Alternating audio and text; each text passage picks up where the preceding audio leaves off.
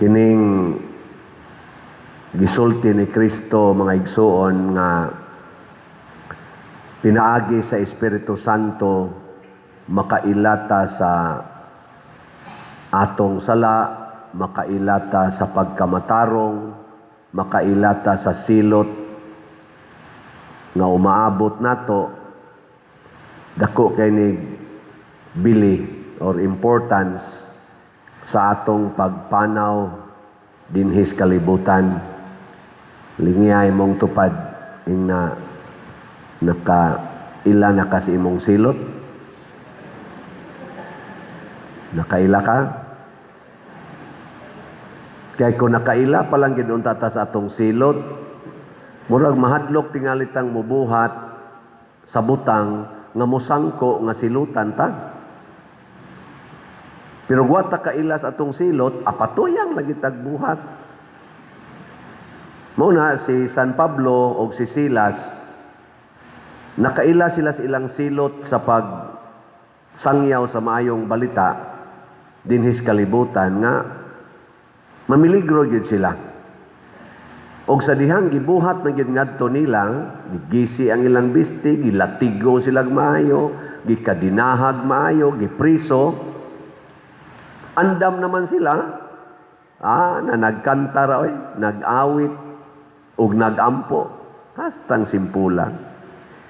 Kamong na nagminyo, nakaila na mo sa inyong silot? Ha? Nga naagi ng kasakit sa kaminyoon. Nga nga magyaw-yaw man mo. Nga anong magpunay mamog tagaw-taw diha nga mao man ginay silot sa inyong desisyon.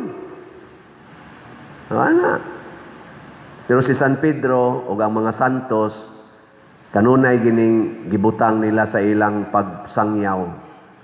Mas maayo ng silutan ta sa kalibutan pero nakapalipay ta sa Ginoo tungod kay nagtuman ta sa iyang kabubuton. Kaysa silutan ta sa Ginoo tungod kay nagsupak-supak ta sa iyang kabubuton. Gahapon, dagko kayo ang nahitabo sa atong political arena. Ang atong, nagtanaw sa tingali mo, no? Klaro, ano yung mga naong. Ako lang ba, mura lang ko na isip pare, murag pamalandong lang ko ba, nganong nahitabo ni Pilipinas? O kung magtanaw ani ang ubang nasod, sama sa Japan, Singapore, nga South Korea, nga niyas Asian countries ba nga malambuon kayo, murag magkatawagin sila nato. Labi nagbutanaw nato ang Amerika, ang Russia, mutanaw nato ang Israel, murag katawanan kaita. Nga naman, tanawa, ang gamay kay dipikto nga Vice Presidente gi-impeach sa House of Representatives. Ang dako kay dipikto nga gipresentar nagmaayo ngadto sa publiko o sa ilang kaugalingong mga chamber ang flood control anomaly, ang mga PhilHealth, ang mga Maharlika, ang mga unprogrammed funds, ang tanang mga trillions nga gipangkawat, wa nila atimana, diya sila aning gamay kay dipikto. Ug adto pa nis ubang nasod, ang unahon nilag sulbad kadtong dakong krimen dili ning gamay. Mo ni akong giingon nga nabuak na hapit ang imong gahemorrhage na kadtong pangos sa imong tuhod boy gisigihan nimong tambal, nya gipasagda nimo gasigi nagbuhagay ang dugo sa imong Nga tag mga buang ana. Gabinuang ikaduhang nahitabo. Si Senador Bato de la Rosa ni-report sa human siya nagtago tungod sa iyang duda aning justice system nato nga i-serve ang warrant nga way klaro nya warrant pa gyud gikan sa ICC nga di gyud ipaagi og atong legal system dinhi sa Pilipinas, mura lang tag overridean lang tag bitsoan ng mga foreign courts, insulto sa atong mga lawyers, sa atong mga justices. Way huno nga pagpanginsulto sa atong justices. o sa atong justice system. Nitago si Senador Bato, pero gahapon kay doon naman sila dako nga kanay ganing isyu nga sulbaron sa Senado, ni-report siya. Ug tuod man giatangan siya didto sa mga agents sa NBI kuno. Naaman sa social media, naaman na yung CCTV footage nga gida ni Panguluhan ni former Senator Trillanes. Ug sama sa ilang gibuhat ni former President Rodrigo Duterte nga pagtugpas airport, dakop dayon, pag naog yung bato, dakop dayon, binugnuay dayon, wrestling, og nakalusot si Senador Bato dito sa gawas, nakasuod yung building sa Senado, og nagnidagan, gigukod, ginukuray, nagkadagma-dagma si Senador Bato dito sa hagdanan, gigukod yung mga NBI agents, suod nga to sa Senado. Kanang Senado, para sa mga senador, o kanang Congress, para sa mga congressmen, mo na ilang balay. House guna, tawag ka na house. Lisura, no? Sa kaugaling mo ni mong house, di naka-safety.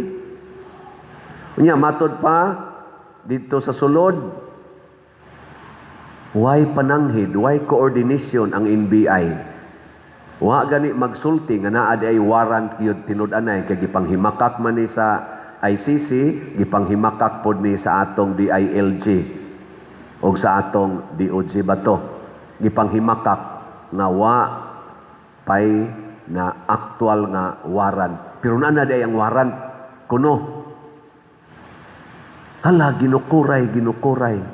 Di katakatawanan ana nga ang warrant gikan sa foreign courts, ang nidakop sa gitagaag warrant ang local agents, kapwa Pilipino, ang dakpon senador.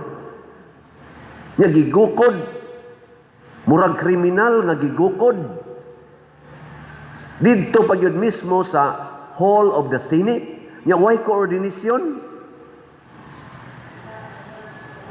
Kapwa Pilipino, kung makabuhat ani sa senador, ang atong mga agent sa NBI, makabuhat ani sa senador, ang atong kapulisan, makabuhat niya na sa atong former president, kaning na naglingkod din apil na ning nagwali, yano ra kaita. Wa na tay protection sa atong law enforcers. Nya pagpanumpa ra ba nila ana, unsa ilang gipanumpa aning mga law enforcers nato to serve and to protect. Kinsa may ilang i-serve o ilang i-protect? The sovereign Filipino people. Nga mo'y naggasto ana nila sa dagko kay nilang mga sweldo. Ug maura silang giunay-unay pagkawat og pagdaog-daog karon. Wa nay klarong hustisya. Thanks be to God, dunay ikatulong na hitabo na ilisan ang presidente sa Senate. Nabali na ang minority na sad sa una, mo na say majority. Si former President, Senate President Soto na ilisan na ron ni Cayetano, Peter Cayetano. Og tungod ni adto ilang tagaan og Senate protection si Senador Bato. Og ilang gi-contempt man tingali to silang NBI agents og sila si former Senator Trillanes og dinhi na ang magbanggaan na ang atong kunuhay in quotation mga protector sa atong nasod. Protectors. Nag-away na ang mga protectors. Kinsa may luoy, kitang mga ilauntang protektahan, kay kita mo'y nagbuhis, kita mo'y naghatag nilag kwarta para ilang gamiton diha sa ila kunuhay mga functions, ug kita sa gikawatan karon og trillions. Nya kadang ilang away-away diha, naana sila'y honoraria, dagko kay ng kwartang gipanghatag na sad karon secretly or apparently. Kinsa man ang kwarta ato gihapon ng bayronon o ato ng obligasyon nga mga magbubuhis. Kita mo'y nangandoy nga ilang tabangan, kita'y gibuang-buang, kita maoy gi-insultuhan, kita maoy gibinuangan. Dili ba? Doon natay hustisya, doon natay Philippine Constitution nga gitawag lang saligang batas. Saligang batas. Unsa man ang saligang batas sa Cebuano? Wasat kay bawo taon mo na looy kay ta. Gitawag na sa atong termino og batakang balaod. Unsa man ang batakan mo na gamitos pagtuli sa una. Batakan ba kanang kisay nakaaging batakan din eh. Kabrad, kagi kag batakan. O, pariha ta. Sa ato pa, mga tiwasono na ta. Karon wa na'y batakan ron. Sa una, biyabas to himo na, hapak ko na. Batakan, baka ng guide, mo na'y basihanan, uluhan, backbone of our justice system, ang atong Philippine Constitution. Giinsultuhan aning ato karong mga present nga mga law enforcers and protectors sa atong nasod kay ila man dayong i-impose ang gisulti didto sa ICC padung nato unya di na rabata membro sa ICC wa na rabata membro nila pero nganong di sila kahimoan ang adto sa Israel nga ila man sa atong gitagaag warrant of arrest wa sila kahimo ni ana ngadto sa Russia kay ngano man naghigugmaay ang mga Israelite, naghigugmaay ang mga Russians. Ang mga Filipinos, nag-away. Ingon si Kristo, ang gingharian nga mag-unay away, malusno. Ang nasod nga mag-unay away, malusno. Ang pamilya nga mag-unay away, malusno. Ang parokya nga mupalit og raffle tickets mulambo oo na ayaw yung kumpiyansa kay ang yawa grabe na kaayo giguba nagmaayo ang Pilipinas ngano man kay kita dinhi sa Pilipinas kita pagyod maoy usas mga hayag kaayo ngadto tibuok kalibutan nga we are Catholic country. Mo na ang yawa, gusto niyang mapawong ang atong kahayag o kinsa may gamiton sa yawa, ang atong mga pangulo, elected o appointed, nga iyang giilad sa kwarta.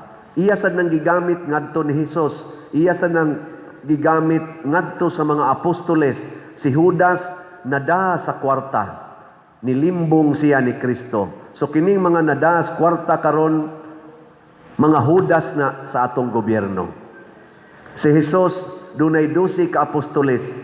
Si Judas, maoy nada sa bayad sa kaaway ni Jesus og iyang gibudhian si Jesus, gani si Jesus nalansang sa krus tungod atong iyang pagbudhi, tungod lang atong gamayng kwarta. Og kanang maong kwarta gigamit niya po na hangtod karon sa yawa aron bungkagon ang simbahan ni Jesus ug ang mga prinsipyo ni Jesus. Sa atong unang pagbasa, si Silas ug si San Pablo wa mo gamit og kwarta sa pagbuntog sa ilang kaaway. Ang ilang gigamit, ang ilang gugma sa pagsunod ni Jesus. Ana kanang gugma, di gina mubuwag sa iyang atensyon, sa iyang gihigugma. Niya kung nahigugma ta sa atong nasod, tanaw nato kung nato bang gipalambo ang atong nasod ug ang mga sakop sa atong nasod. Pero tungod sa kwarta, mabutaan ta usahay. Ako gamay pa kong bata, naadayon ng drama-drama sa una, di ba? Naaman ng conflict sa drama, daog-daogon ang usa, niya, anong usa. Kasagaran, gidiha, kwarta, niya, muingon dayon na sila sa ilang komentaryo, nabutaan na siya tungod sa iyang sapi. Di ba? Nabutaan na siya tungod sa iyang kwarta. Nabutaan na siya tungod anang iyang gahom. Kay sa una, ang hinamagsalig nato, karon abusado na kayo. Di nagsalig kuno si Bongbong Marcos dito ni Sara Duterte. Aron mo daog siya sa pagka-presidente, mao nay general claim karon. O kita sad, kahibaw ko labi na mga Cebuanos, di gina makadaog si Bongbong Marcos dinhi kung wapa sila mag-partner sa unit team ni Sara Duterte. Ako mo declare ko ana, di ko butar niya, ni butar man ko ana ni. Kay usasag kos na nga igo niadtong na panahon pas iyang senior. Usasag kos nga singgit-singgit adto nga tama na, sobra na, palitan na. Pero nganong nadaman ko, nadani man ko ni butar sa ilang unit team tungod kay naay Duterte. O nakatagamtam tas kanindot sa gibuhat ni former President Rodrigo Duterte. Ang iyang build, ang pag-increase ni ining mga sweldo sa atong government officials, labi na gyud mga law enforcers, mga daghan sa diyang mga wagi utang kabubuton, nagsigig pahimo sa increase niya, mo pa ni dakop ni former President karon gukod pa ni Bato de la Rosa. Unya, ang pag-decrease sa atong drugs syndicate o mga drug addiction sa atong nasod, 60 to 70% sa akong estimate. Kaya diha man ko atos prison ministry, 60 to 70% atong nasinati nga ni ubos gyud ang drogas, wa makumpleto kawagtang. Kay ngano man di gina mawagtang, at least ma-control. Gitawag nag-neutralize. Maglakaw na tas atong daan sa una, wa na nang tulis-tulis, karon ibalik na sad kanang pagpamatay anang naa mga estudyante, pagpang-rape anang mga bata, pagpangtulis anang mga tindahan, kanang mga balay, wa na nas una. Mo nang nakaaghat nako kay niingon man sa BBM, padayunon, continuity and more. Silas mo. O nganong naingon ani man ni karon, nabutaan sa kwarta, nabutaan sa gahom. Mao na si Silas o si San Pablo, ang gugma nila sa Ginoo, wa nila gibaylog kwarta, ila hinuong gi antusan. Munang gilato sila maayo, nakaako lang yapon sila nga malipayong nag-awit para sa Ginoo. Og tungod ana nisud ang gahom sa Ginoo og ni bag-o sa katawhan, apil na tong gwardya na bunyagan. Pasabot di ay mga igsuon, ang kalampusan sa atong misyon sa pagluwas sa tao, lawas og kalag, dili pinaagi gyud kwarta. Muna kanang inyong mga kwarta, ipalit na lang nag raffle tickets. Ayaw na mo pagsigtigom ana, yawaan ra mo ana. Paningkamot mo sa pagnegosyo, paningkamot mo sa pagtrabaho, aron ihatag sa katawhan sa Dios. Dili aron tigomon. Maliwat gid ta aning atong pipilaron ka mga government officials nga naadik na gyud kaayo ni ining kalaog sa kwarta og sa dungog. Nga wa na sila pagtan-aw sa atong nasod isip sovereign country, dunay kaugalingnan. Wa na sila pagrespeto sa atong due process nga kanunay gi-magnify sa atong Philippine Constitution. Ang mga lawyers maka-explain ana, ako di ko ka-explain kay gi-criticize ko sa paggamit na ko ng due process. Bugo masad ko. Pero pangutan ang mga honest nga mga lawyers, grabe ang pagtamparos karon sa atong due process. So nang kanang mo serve kag warrant dito sa Senate, unya ang mo serve in BI, ang imong gilotos senador, NBI agent ka, imong kuptan ang senador, imong ipin down ang senador. Nya diha pa gyud kaugalingon sa iyang house. Grabihan imong pagka NBI agent to. Wa kay respeto sa senador. Ingon sad, wa man kay may respeto sa former president. Amaw lagi na. Insult, tamparos sa atong pagka-sovereign country. Wa na ni ingon-ingong political kuan, usa na ni kakatawanan, usa ka dakong kauwaw nga atong ipakita sa tibuok kalibutan. Kay atong yamaan, matod pas Tagalog, giyurakan, gisukahan, Giludan ang atong nasod. Kita mismo mga Pilipinos. Ang ayan na sa tingaling moingon tang tama na, sobra na. Manindog na ta.